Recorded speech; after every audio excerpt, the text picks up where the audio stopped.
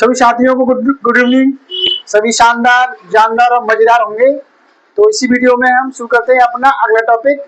जो हमारा टॉपिक है वो है आपका अकाउंटिंग इक्वेशन का, जिसे हम हिंदी में बोलते हैं लेखांकन समीकरण। तो सभी बच्चे इसको इस तरह समझेंगे कि जैसे हम आपने पढ़ा होगा डबल एंट्री सिस्टम। तो डबल एंट्री सिस्टम में क्या होता है कि हर जो भी हमारे ट्रांजेक्शन होते हैं उनको दो बार लिखा जाता है, ये दो अलग अलग पक्षों में लिखा जाता है, जिसका एक पक्ष होता है डेबिट और एक पक्ष होता है क्रेडिट। ठीक है ना। तो उसमें हम क्या करते हैं, ऐसा इसीलिए करते हैं ताकि कोई भी ट्रांजेक्शन लिखने से छूट ना जाए और उसकी मैथमेटिकल एरर ना हो, गणित की शुद्धता की जांच भी अच्छे से हो जाए, मतलब गलतियां कम निकले। इसलिए हम उनको लेखा प्रणाली में दो बार लिखते हैं। तो ये सब कुछ ऐसा ही है। अकाउंटिंग इक्वेशन क्या है, कुछ इस तरह से ही काम करता है। तो अकाउंटिंग जिसका नाम से पता है, इसमें इक्वेशन है। इक्वेशन हम क्या करते हैं, आपने पढ़ा होगा प्राइमरी क्लास में, जूनियर क्लास में कि LHS बराबर RHS। क्या पढ़ा था आपने, अभी तक आप पढ़ते थे कि LHS बराबर RHS। इसका क्या मतलब होता था कि आपकी लेफ्ट हैंड साइड बराबर है राइट हैंड साइड के। सेम हमारा अकाउंटिंग इक्वेशन इसी के ऊपर आधारित है। ठीक है ना।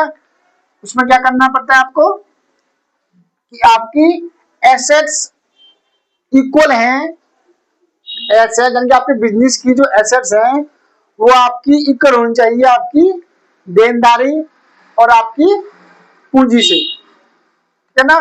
देनदारी का मतलब आपकी लायबिलिटी और कैपिटल के बराबर होनी चाहिए आपकी कुल संपत्ति, यानी कि आपके पास पैसा उतना होना चाहिए जितनी की आपकी उधारियां हैं। ठीक है ना। मैं सीधी सीधी बात बोलूं कि आपके पास जेब में उतने पैसे होने चाहिए जितने की आपके पास आपके उधार वाले पैसे हैं, ताकि आपको बिजनेस में कोई दिक्कत ना आए। और ज्यादा ही होनी चाहिए, ज्यादा से थोड़ा हो सकता है कि आपके बिजनेस को अच्छी तरह से रन करने में आसानी हो सकती है। लेकिन इक्वेशन ये कहती है कि आपके पास जेब में उतने पैसे होने चाहिए जितने की आपके पास उधारियां हैं। ठीक है। तो टॉपिक जो हमारा है अकाउंटिंग इक्वेशन का है, लेखांकन समीकरण का। ये होता क्या है, जैसे मैंने आपको बताया है, तो accounting equation is a formula, एक फॉर्मूला है जो कि दैट शोज, ये दिखाता है कि द कंपनीज टोटल एसेट, यानी कंपनी के पास जितनी पूंजी है, total assets of company equal the sum of company's liability and share holder equity, यानी कि कंपनी के पास जितनी पूंजी है वो बराबर होनी चाहिए शेयर धारक, जिनकी शेयर होल्डर है, उनकी इक्विटी और लायबिलिटी के बराबर, योग के बराबर, यानी कि पूंजी और उनकी लायबिलिटी जोड़ दी जाए तो ये बराबर होनी चाहिए हमारी कंपनी की टोटल एसेट्स के बराबर।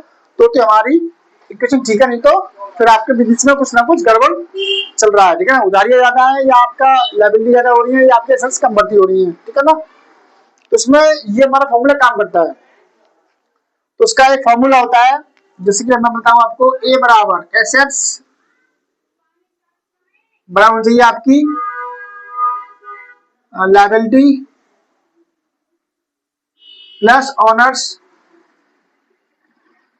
इक्विटी। इसको हम क्या बोलते हैं, इक्विटी को हम क्या बोलते हैं, वैसे नाम भाषा में बोल सकते हैं कैपिटल। ठीक है ना। तो क्या हो जाती है कैपिटल। ठीक है ना। तो इसके जो मेन कंपोनेंट्स हैं, इसमें किन किन का समावेश होता है इक्वेशन में, तो हम बात करें सबसे पहले एसेट्स।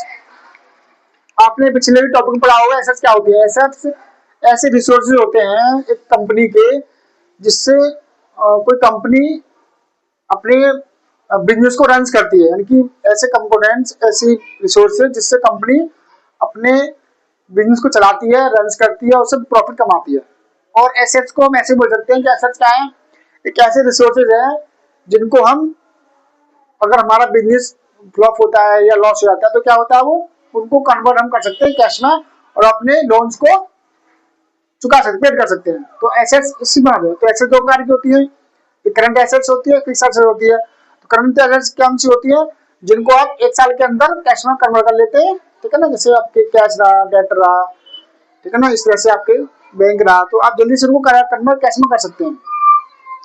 तो उसमें क्या आती है एसेट्स कौन कौन सी हो सकती है, रिसोर्स कंपनी हाउस, यानी कि जो खुद की स्वामित्व, जिन पर हमारा खुद की कंपनी का जिन पर अधिकार होता है। जैसे कंपनी की बड़ी मशीन है, ठीक है ना, मशीनें है, फर्नीचर है, बिल्डिंग है, तो उन पर कंपनी का अपना अधिकार है, ओन्स है, खुद का स्वामित्व है, ठीक है ना।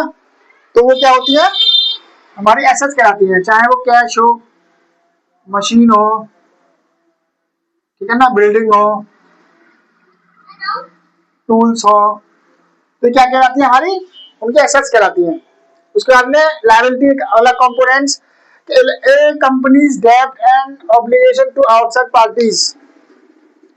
लायबिलिटी क्या होती है, जिससे आपको पता है कि लायबिलिटी क्या है, कि कंपनी का जितनी भी देनदारियां हैं, उधारी पैसा है, ठीक है ना, या जिनके कर्जे कंपनी को चुकाने हैं, ठीक है ना, कंपनी के बाहरी पक्ष की जो कंपनी के आउटसाइड लायबिलिटीज हैं, ठीक है ना, जो कंपनी ने बाहर से पैसा ले रखा है उधार, उनको चुकाना है कंपनी को, ठीक है ना। और बाहर के पैसा है कुछ अपना, जिस कंपनी में सारा पैसा अपना लगाया हो, तो बाहर का भी लगाया होगा, तो वो क्या है, उसकी आउटसाइड लायबिलिटीज हैं। तो उन सबके कर्जों को मिलाकर क्या बनता है हमारा लायबिलिटी। डेट एंड ऑब्लिगेशन, तो थर्ड पार्टी की जो देनदारी है, तो उसमें क्या आती है हमारे, जैसे ये कौन कौन से हो गए, जैसे आपका लोन हो गया, ठीक है ना, बिल्स पेबल हो गए, ठीक है ना, ये क्या होते हैं जो आपको चुकाने पड़ते हैं, लोन, बैंक का लोन ले लिया, आदमी लोन लिया, लॉन्ग टर्म लोन ले लिया, शॉर्ट टर्म लोन ले लिया, बिल्स पेबल हो गए, ठीक है ना, अर्नड इनकम हो गई, तो ये क्या है आपके लिए, अपने बिजनेस के लिए डेब्ट है, कर्जे जो आपको पे करने होते हैं। अगला आपका इक्विटी, पूंजी। पूंजी क्या होती है, कंपनी में मालिक की हिस्सेदारी, कंपनी में मालिक की हिस्सेदारी, जिसे हम क्या बोलते हैं, नेट वर्थ ही बोलते हैं, क्या बोलते हैं, नेट वर्थ।